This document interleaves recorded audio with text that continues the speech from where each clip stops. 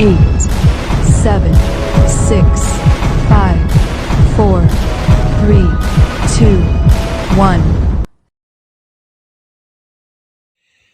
Hello, good morning, good morning, good morning sa ating lahat, especially sa ating masipag na trainer ng OFW, Founder Coach Janet, OKC Founder Mentor Mark, Executive Officers, viewers, once again, good morning. I'm Coach James Morata, OFW dito sa Bahrain. Ang topic ko today is about 6 basic things na ituturo sa new distributors member. Number 1, itama ang kanilang expectation. Number 2, proper mindset and attitude. Number 3, goal setting. Number 4, skill set. Number 5, financial management. Number 6, take massive action. Okay, isa-isahin ko po i-explain ang bawat isa. So, sa number 1, itama ang kanilang expectation. Unang-una kasi yung ine-expect natin sa pagdating ng business ay parang wala na tayong gagawin. Parang nakakita na tayo ng resulta na agad-agad makuha mo. Pero hindi po ganon. Ang ine-expect natin, kailangan po natin trabahuin. Ang negosyo ay pinag-aralan muna bago kikita. Bilang entrepreneur tayo po yung mga negosyante na nandito, napasali dito sa isang higanting company. Walang iba kundi ang empowered consumerism.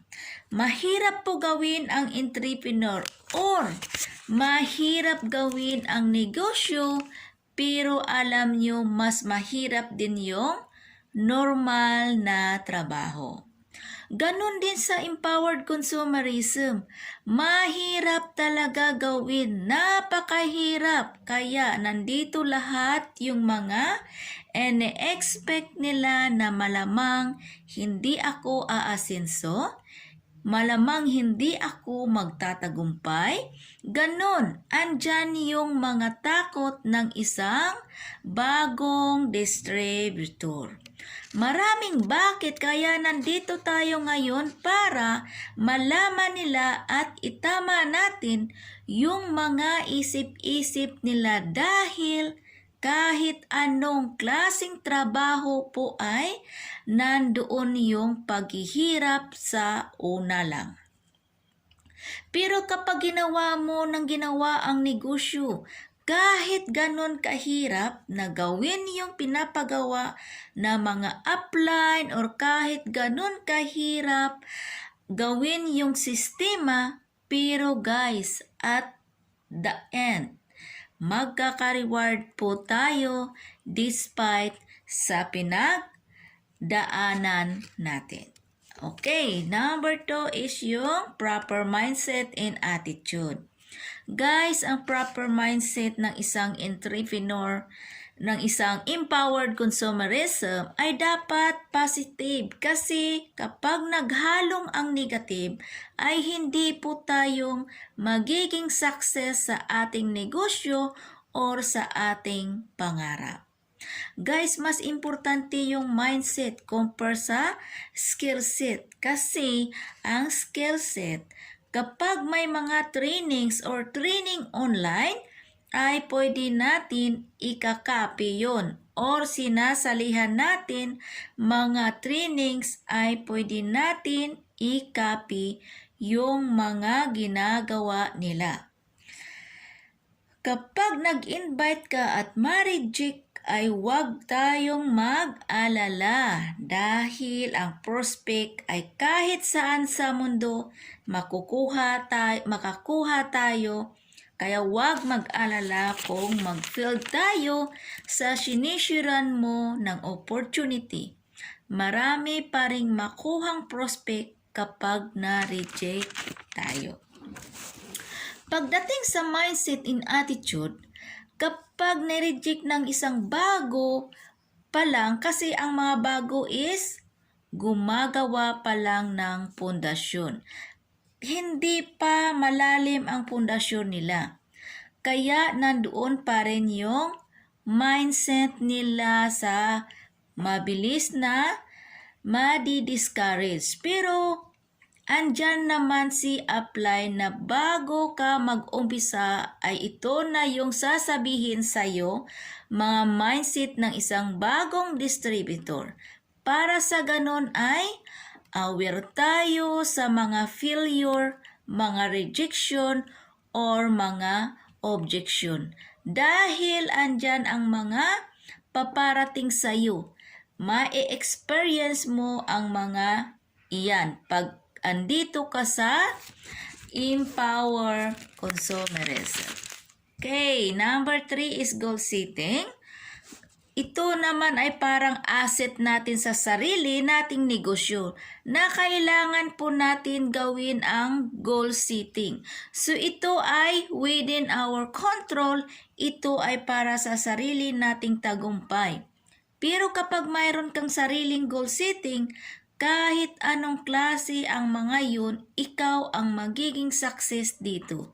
Yan guys, huwag kalimutan ang goal setting. Para magawa yung sistema, yung goal natin. Paano mag-set ng goal? Andito yung smart setting. Number 1 is mayroon tayong specific. Number 2 is mayroon tayong measurable. Mayroon tayong attainable. Mayroon tayong result-oriented and time-based.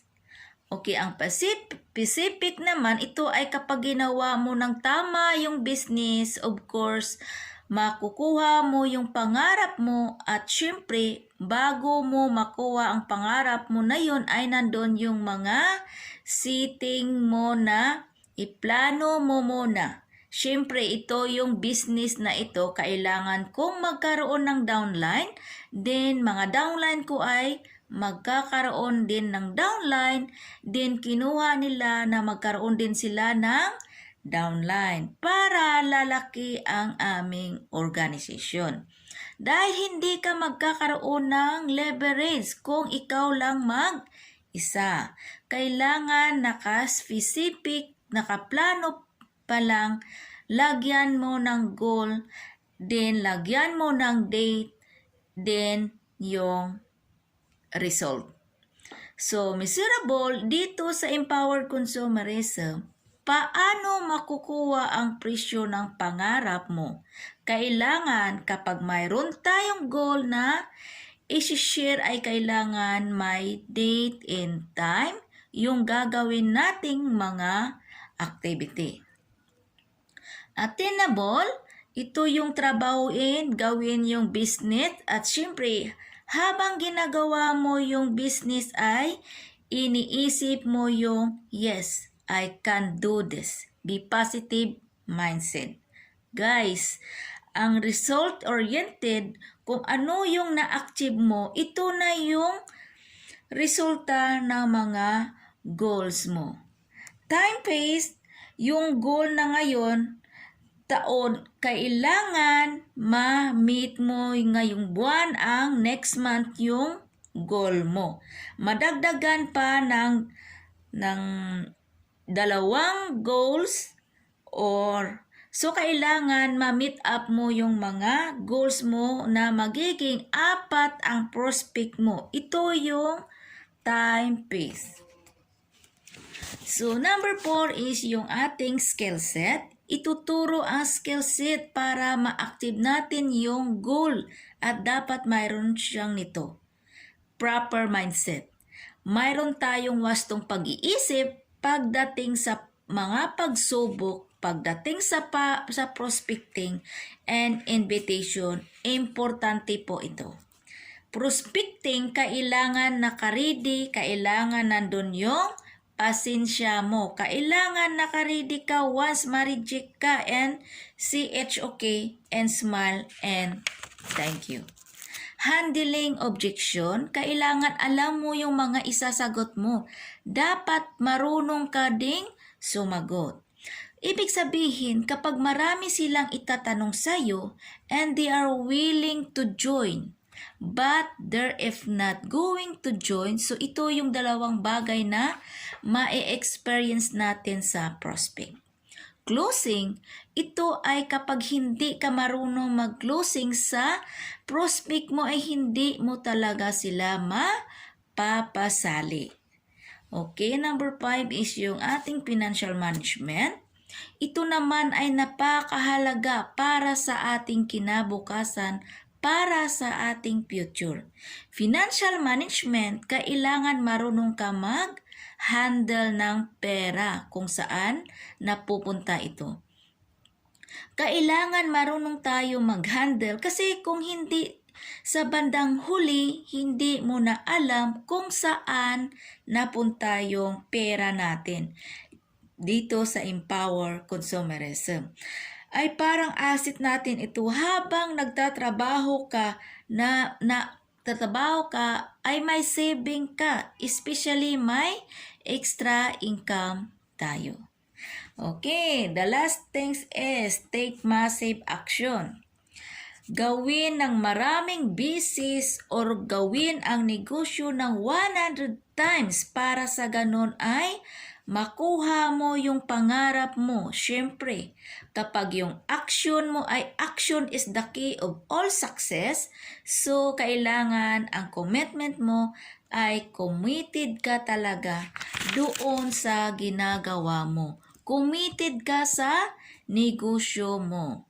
Committed ka talaga sa pangarap mo. Committed ka sa goal mo. Yung dreams mo noon, lagyan mo ng goal. Lagyan mo ng date and time. Then, massive action mo, malalim na action. I'm sure 100% makukuha mo yung pangarap mo. Okay guys, ito yung kailangan take massive action. Aksyonan po natin ng maraming beses. Gawin ng maraming beses hanggang ma-perfect natin. Thank you guys for watching my video. God bless, more power.